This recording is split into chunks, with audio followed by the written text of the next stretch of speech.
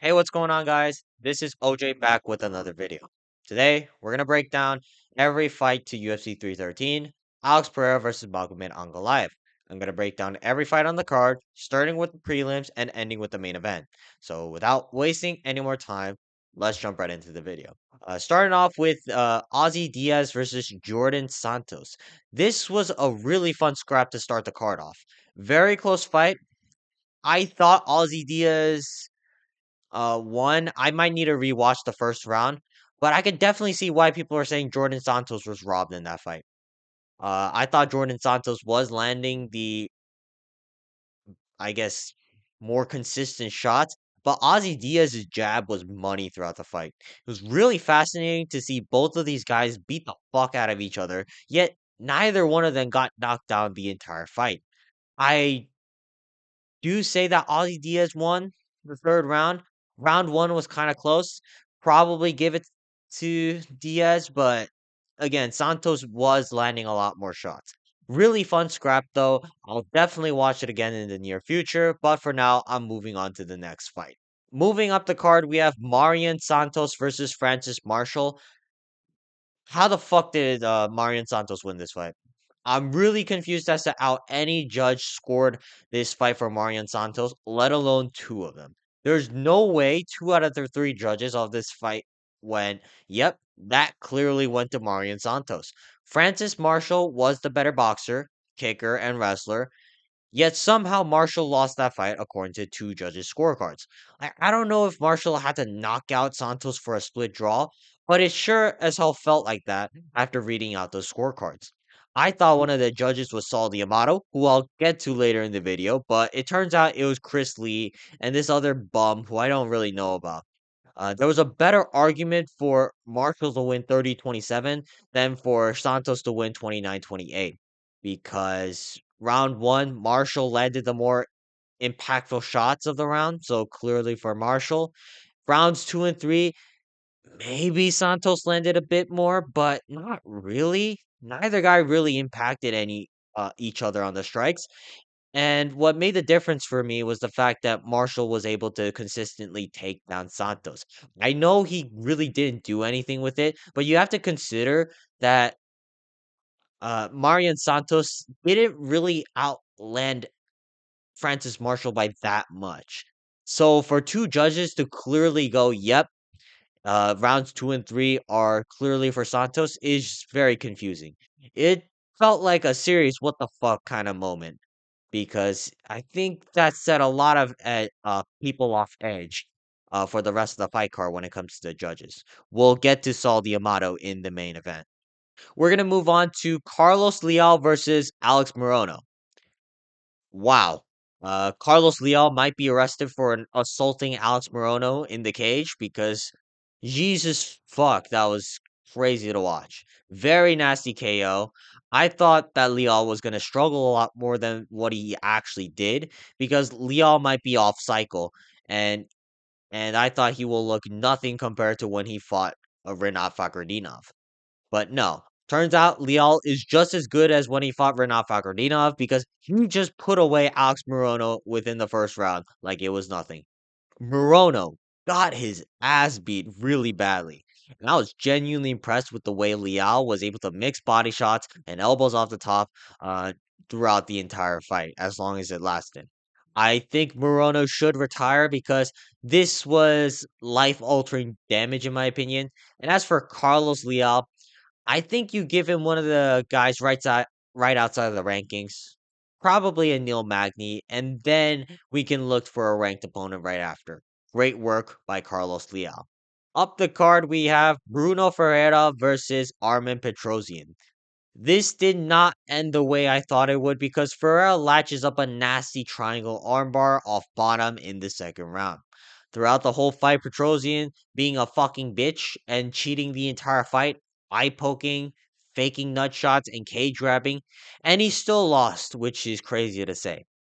I will say though, I thought Ferreira was going to knock Armin Petrosian out on the feet because Petrosian just backs up usually in the entire fight. But Petrosian was doing a very good job cutting angles whenever Ferreira tried to advance. But I really rate Pereira off his performance because now he's added new tools to his game, such as takedowns and submissions off bottom. Great win by Bruno Ferreira. And as for Armin Petrosian, just get him out of the roster.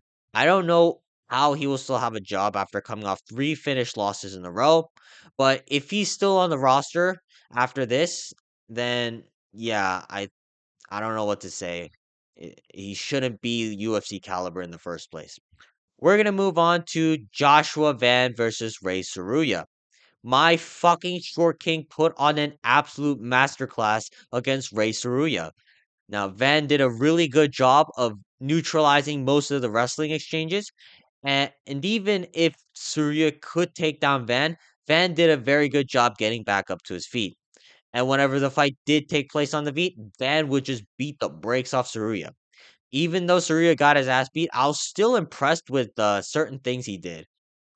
He did stand out with his ground game because he would pull out this random hip toss out of nowhere after failing all these singles and doubles. God forbid Muhammad Makayev does that. And the way he would throw his spinning elbows at times, like I really rate that. Did it really work? Not really, but again, the fact that he's trying them shows me that he's willing to improve on his game. On the one hand, it sucks because I'm still high on Tsuruya as a prospect. However, Joshua Van really elevated his game, in my opinion. I'd argue if Muhammad Makayev was still in the promotion, I would pick Joshua Van to beat the fuck out of that gremlin. If that Charles Johnson fight never happened, we'd be looking at Joshua Van as a top contender right now. But given how shallow this division is, I reckon Joshua Van will find himself against a top 10 opponent very soon. We're gonna move up the card to Mauricio Rufy versus Bobby Green. Holy shit, that wheel kick gave me chills. Now, leading up to the wheel kick, not much really happened. Both guys were trying to find their shots, feinting, occasionally throwing leg kicks at one another. But Bobby Green, once again, he has his hands down, very susceptible to kicks in the process.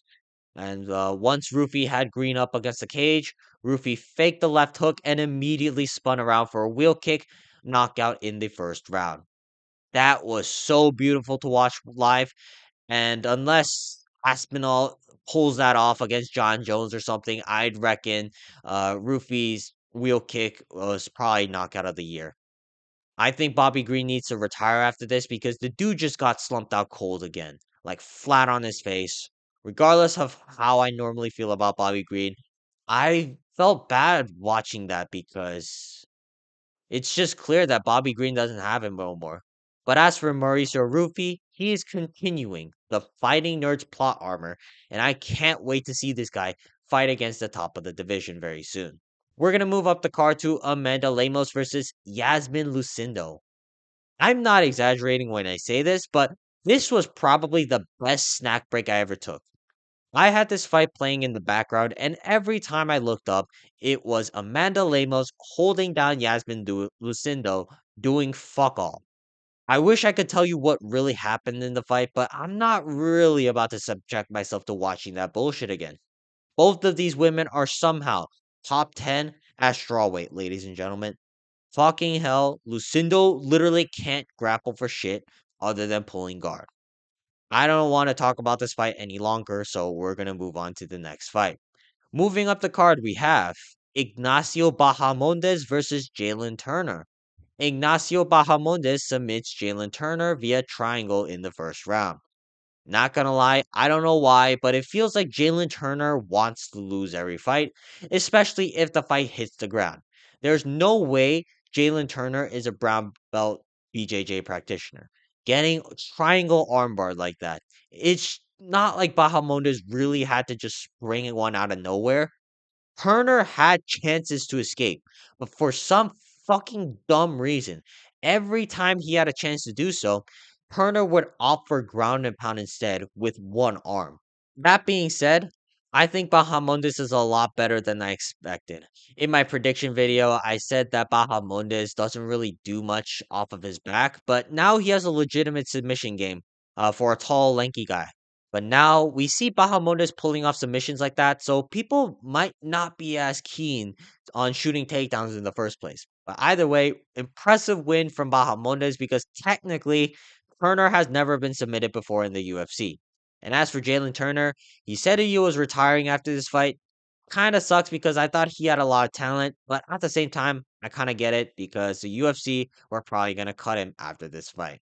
We're going to move on to the co-main event, Justin Gaethje versus Rafael Fiziev. This was an absolute war for 3 straight rounds. Very similar to how it played out in the first fight, but I believe Gaethje made it a lot more definitive.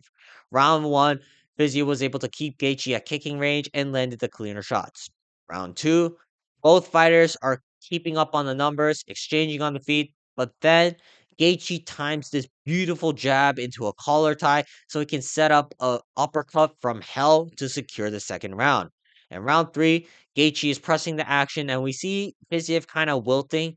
Close fight, but I believe Gaethje made this a lot clearer than the first fight, which you could arguably give to Fiziev based on the first 2 rounds. Really surprised to see that Gaethje won this fight, let alone not get chinged, because of what happened to him at UFC 300. But it was a really impressive bounce back performance by Gaethje, and he held the gates down once more in impressive fashion. I still don't think he beats Islam Makhachev, but Gaethje is now back in the mix for a title shot. On to the main event, we have Alex Pereira versus Magomed Ankalaev. This fight played out very unexpectedly. I did say that Ankalaev was going to win this fight, but the way he won this fight was very unexpected. I said in my prediction video that if Ankalaev is going to win, he is going to have to build his reads in the early rounds and eventually get takedowns as the fight progressed. What I did not expect was Ankalaev to be the better boxer. I know Ankalaev is a great boxer, but usually Ankalaev does not throw that many punches in the early rounds because he's too busy trying to build his reads. But at the same time, I expect Ankalaev to have more success in the wrestling.